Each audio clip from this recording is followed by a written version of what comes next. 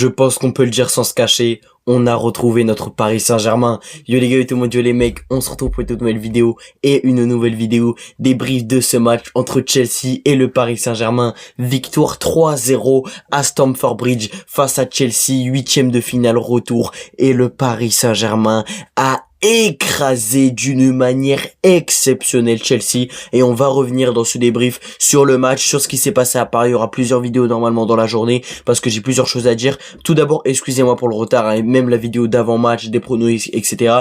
J'ai même pas dit les pronos que je voulais dire. Bref, excusez-moi, il y aura même une vidéo prono normalement des matchs d'aujourd'hui. Bref, mais en tout cas, n'hésitez pas à vous abonner, liker, partager et commenter. Encore une fois, je m'excuse parce que la vidéo d'avant, etc. puis même la qualité n'était pas exceptionnelle. Mais là, on va reparler de ce match et franchement, que dire à part que ça aura été exceptionnel. On aura retrouvé un Paris Saint-Germain qui aura été bon défensivement, offensivement, qui aura marché sur Chelsea, notamment en première mi-temps. Les gars, on a énormément de choses à dire dans ce match-là, franchement, et on va commencer directement avec la composition qui est très habituelle. Savonov, Mendes, Pacho, Marquinhos et Achraf Hakimi. Un João Neves au milieu de terrain avec Warren et Vitinha, et en attaque Kvara titularisé à la place de Doué cette fois-ci pour le match retour, Dembélé et Bradley Barcola. Mais franchement, quand je vois cette composition, je me dis, c'est la composition qu'on voit habituellement et on a l'habitude de voir cette compo. Et ben oui, cette compo a très bien fonctionné, les gars. Elle aura très bien fonctionné, cette composition, parce qu'on aura eu un match exceptionnel. Tous les joueurs, hein, si je peux dire, auront fait un match exceptionnel. Il n'y aura pas un joueur qui aura été en dessous, parce que tout le monde a répondu présent. Les gars, il suffit juste qu'on critique le Paris Saint-Germain pour qu'on réponde présent. On disait qu'ah ouais, le Paris Saint-Germain ne sera pas à la hauteur, etc. Je sais pas quoi, les gars, on vous a répondu présent hier soir. On vous a répondu présent, et puis il y a pas que les joueurs qui ont répondu présent, il y a les supporters, il y a le coach, il y a tout le monde qui a répondu présent. Au bout d'un moment, à partir, je crois, ouais, à partir de la 15e minute de jeu, quand tes supporters commencent à partir du stade, les gars, et que nos supporters font bye bye, au revoir, au bout de 15 minutes de jeu. Au bout de 15 minutes de jeu, il y avait 7-2 au cumul. Au bout de 15 minutes de jeu, il y avait 2-0 pour le Paris Saint-Germain. On se disait tous, les 5 voire 10 premières minutes étaient les plus importantes, et puis le Paris Saint-Germain a marqué à la 6e minute de jeu, Gvicha Kvaratskhelia qui ouvre le score, 15e minute de jeu, Barcola qui marque un but exceptionnel. Le Paris Saint-Germain se met à l'abri et c'est terminé. C'est terminé. Dès que Kvara a marqué, on pouvait se dire que c'est bon, on était qualifié. Après, on se disait attention avec le PSG, on sait jamais si Chelsea commence à se réveiller. Mais non, tout s'est bien passé pour le Paris Saint-Germain, et ce qui nous a fait plaisir, c'est qu'on a vu un PSG confiant. On n'a pas eu l'instant de douter, on n'a pas du tout eu l'instant de douter, parce que Kvara nous a rassuré instantanément. Kvara nous a rassuré, et puis après derrière on a commencé à garder la possession, notamment en première mi-temps, hein, parce que là je parle juste en première mi-temps. On a commencé à garder la possession, à faire tourner, il y avait même des olés dans les tribunes, etc. C'était magnifique. Et puis après 15e minute de jeu, et ce qui est fou les gars, c'est que sur le premier but de Kvara, c'est Savonov qui fait la passe, donc c'est même pas sur une action collective, et ça c'est un petit peu dommage. Mais bon, sur le premier but c'est Savonov qui fait la passe, donc incroyable, hein, le dégagement de Savonov, ça joue vite, etc. C'était beau. Kvara derrière qui est intelligent et qui détourne Chalobah si je me trompe pas, donc magnifique. Et puis après le but de Bradley Barcola, les gars, c'est sur une contre-attaque, mais le but de Barcola dans la fini, les gars, en fait Barcola, je suis trop heureux. Barcola, je suis trop heureux les gars, parce que le mec reprend confiance sur 2 matchs de Ligue des Champions. Là il met 2 buts, Chelsea match aller, Chelsea match retour, et puis en plus c'est 2 buts exceptionnels qu'il met, et face à Jorgensen et Robert Sanchez, on en parlera juste après, hein, qui dit ah ouais, donnez-nous le PSG comme ça on les élimine, nous on peut aucune excuse. Ok, 8-2 dans ta gueule. Bref, donc voilà, franchement Bradley Barcola encore une fois qui marque, mais ça fait plaisir. Et puis après le 3e but, celui de Mayoulou, les gars, le but de Mayoulou, les gars, quand j'ai vu Mayoulou rentrer à la place de Neves, je me suis dit oh putain non, parce que pourquoi? Parce que Neves sort probablement blessé, et parce que Mayoulou, ben les gars, je pense que vous avez compris, mais Mayoulou j'aime plus Mayoulou, hein, je le dis, même si c'est un titi, j'aime plus. Sauf que ben là Mayoulou j'ai bien aimé, et comme le match aller quand il est rentré j'ai bien aimé, là le match retour j'ai bien aimé également, il a très bien joué, il a été bon, il a eu un bon impact physique. Dès qu'il est rentré, il s'est pas rabaissé ou quoi, je sais pas quoi, il a pas été en manque de confiance. La preuve, il marque un but, mais un but quand même qui est assez beau, hein. Robert Sanchez ne peut rien faire, c'est sur une frappe de Hakimi qui touche pas trop. Bon, et après il y a le compte favorable, ça revient sur Mayoulou qui te sort une frappe exceptionnelle derrière qui marque, ça fait plaisir. 3-0, c'est terminé, 8-2 pour le PSG. Mais les gars, franchement, je sais pas si on se rend compte, mais on aura vu une équipe du Paris Saint-Germain exceptionnelle, complète défensivement, offensivement, qui aurait été très bonne. Elle aura été très bonne. Ils ont su ressortir les ballons quand il le fallait. Ils ont su garder la possession quand il le fallait. Ils ne se sont pas affolés à vouloir marquer, ou alors vouloir défendre.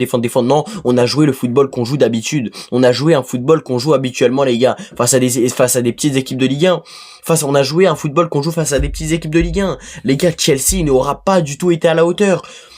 Juste, vous regardez le match de Palmer, dégueulasse. Même Pedro, en fait, il y aura aucun joueur de Chelsea qui aura répondu présent. Même Caicedo, Enzo Fernandez, voilà, j'avais oublié son prénom. Mais ça aura pas été à la hauteur, notamment même Reece James au match aller. Il aura pas du tout été à la hauteur. On s'attendait à un Reece James beaucoup plus bon.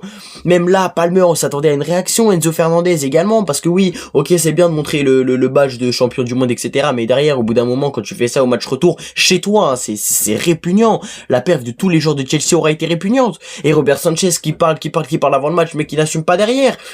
C'est quoi ça, les gars? Robert Sanchez, c'était le Lamine Yamal de Chelsea. Il parle, il fait des déclarations, mais derrière, il n'assume pas. Bon, je parle de Lamine Yamal qui était avant, hein, parce que bon, là en plus j'ai vu, il a reposté une story, attention à Lamine Yamal ce soir. Mais bref, Robert Sanchez, non. Cucurella, il aura été nul, il est sorti à la 71e. Les gars, à partir de la 70e, je crois que le coach il a commencé à péter un câble. À partir de la 60e, pardon, il a commencé à péter un câble. Il a pété un câble, pardon. Il a sorti Pedro, Palmer, Enzo Fernandez. Il s'est dit c'est bon, c'est foutu, on peut plus rien faire. Ce qui était vrai, hein, dès la 15e minute de jeu, c'est bon, tu peux plus rien faire. Mais franchement, les gars, je vois pas comment c'est possible. La perf dégueulasse de Chelsea. Franchement, c'est l'une des pires perfs, je pense, de Chelsea cette saison. Bon, après, je regarde pas les matchs de Chelsea, mais là, la perf était dégueulasse dans l'ensemble. Défensivement, ils auront été nuls. Offensivement, on aura eu un très très bon Savonov, nous. Mais bon, les individualités, on en reparlera juste après. Mais offensivement, ils auront eu du mal, hein. Ils ont pas su marquer quand il le fallait. Même quand Garnacho est rentré, même quand Delap est rentré, ils ont essayé d'apporter du danger, mais derrière, ils ont pas réussi à marquer, malheureusement pour eux. Mais pourquoi? Ben parce qu'on a eu une excellente défense et on va commencer par Safonov. Mais pardon, mais tu me fais taire encore une fois. Les gars, l'année dernière, Safonov était le remplaçant de Donnarumma, mais on ne parlait même pas de lui comme un bon gardien. Safonov, on parlait de lui comme au pire des cas, on a Safonov. Là, c'est au meilleur des cas, on a Safonov. Safonov, les arrêts qui te sort. La confiance qu'il a dans les airs, il te fait des sorties au corner, elles sont pas toutes rassurantes, mais à chaque fois il touche le ballon.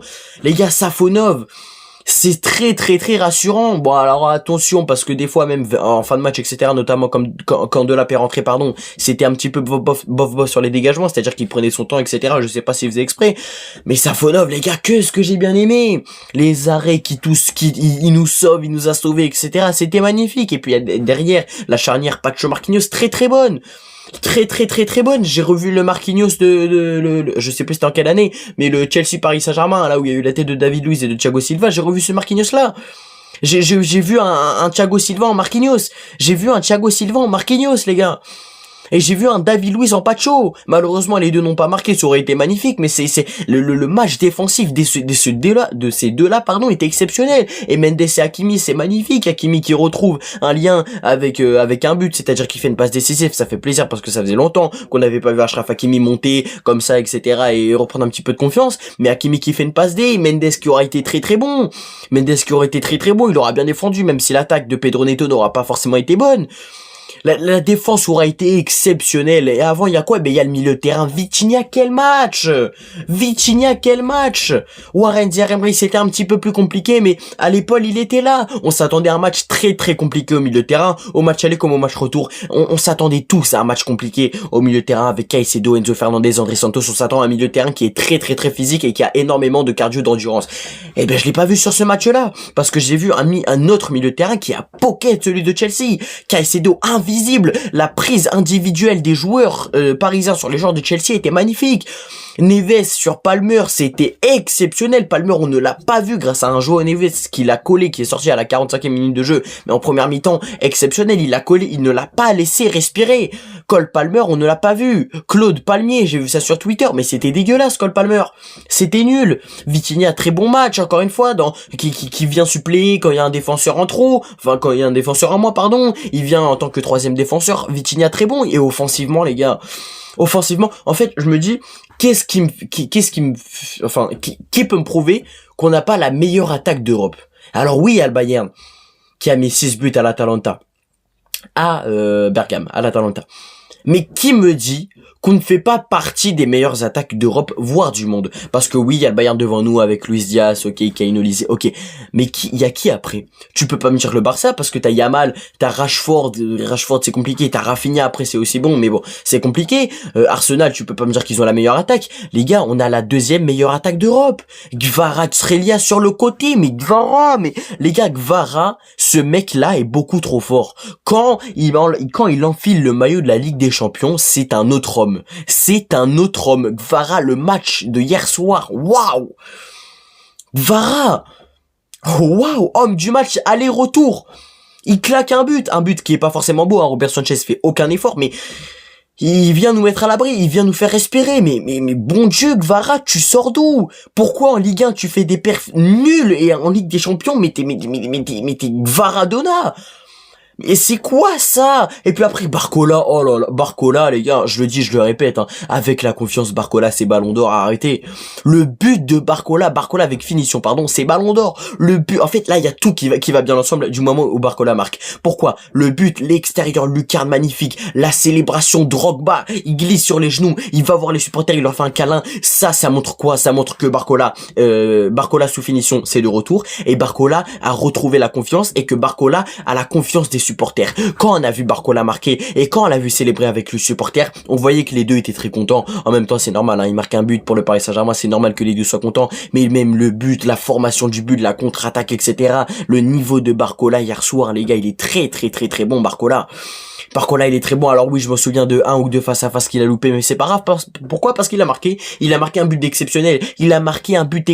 Barcola, quand il a de la finition, il marque des buts de malade, notamment en Ligue des Champions. Barcola avec de la finition en Ligue des Champions, c'est beaucoup trop fort. Les gars, franchement, Barcola exceptionnel. Dembélé, c'était un petit peu moins bien offensivement. Il aura servi plutôt en point d'appui pour remettre à Vitinha et peut-être lancer sur le côté. Ça a énormément joué sur le côté gauche, hein. Notamment vers les 20 premières minutes de jeu. Mendes et Kvara, qui combinaient beaucoup sur le côté gauche. Il y avait même des dédoublements, de Warren sur le côté gauche. C'était intéressant. Mais Dembélé, ouais, il a joué un petit peu en pivot, si je peux dire ça comme ça. Il était là, il appuyait le ballon pour lancer les contre-attaques derrière. C'était très intéressant. Et puis après l'entrée de Mayulu, du coup, j'ai dit, Désiré Doué, son entrée, je m'attendais peut-être, bon, c'était la compétition que je voulais, hein, Doué sur le banc, mais Doué, je m'attendais peut-être à une entrée un petit peu plus décisive et une entrée un petit peu plus fracassante. Alors oui, on avait gagné déjà. Doué, il est rentré à la 60e minute de jeu, ok, c'était bon. Mais je m'attendais à un Désiré Doué un petit peu plus bon, un petit peu meilleur, un petit peu plus percuteur. Désiré Doué qui n'aura pas été au niveau, je pense. Bon, après, avec tout le respect, hein, mais bon, on a quand même gagné, ça c'est le plus important. Je m'attendais à une entrée de Désiré Doué contre Liverpool la saison dernière, je sais pas si vous voyez un petit peu, mais je m'attendais à une entrée de Doué un petit peu plus fracassante. Mais bon, on a quand même gagné. Hernandez, c'est vraiment une entrée pour soulager tout le monde, hein. Ça, Hernandez qui est entré à la place de Nuno Mendes, ça c'est une entrée pour soulager tout le monde. Là même pour Gonzalo Ramos et Liganguin. Franchement, les entrants, à part Mayulu, j'ai pas trop kiffé. Après, ils étaient là notamment pour faire souffler un petit peu les titulaires, hein, parce que quand tu vois que Hernandez, Ramos et Lee rentrent, quand Hernandez et Ramos rentrent à la 66e minute de jeu et quand tu vois que Lee rentre à la 73e, c'est que c'est pour faire souffler normalement les titulaires. Mais sinon les gars, c'est exceptionnel, hein. Sinon c'est exceptionnel. Je pense que je ferai une autre vidéo. Bah là je vais enchaîner, hein, avec les autres vidéos, c'est-à-dire les matchs, mes pronos sur les matchs de ce soir, et puis peut-être que je vais revenir sur les matchs de Ligue des Champions de hier et sur le Maroc qui est champion d'Afrique et pas le Sénégal. Bref, il s'est passé trop de choses. C'est la fin de ce débrief, les gars. J'aurais pas crié dans ce débrief, évidemment, c'est normal. Là, c'est un débrief à froid, les gars, pour revenir plus calme, parce que je souhaite faire une analyse un petit peu plus calme. Et puis même hier, dans tous les cas, je pouvais pas faire le débrief. Mais bon, voilà, c'est la fin de cette vidéo. N'hésitez pas à vous abonner, liker, partager et commenter. Merci à toutes les personnes qui ont regardé ce débrief. On se retrouve très bientôt pour une nouvelle vidéo, un nouveau live. Bye bye.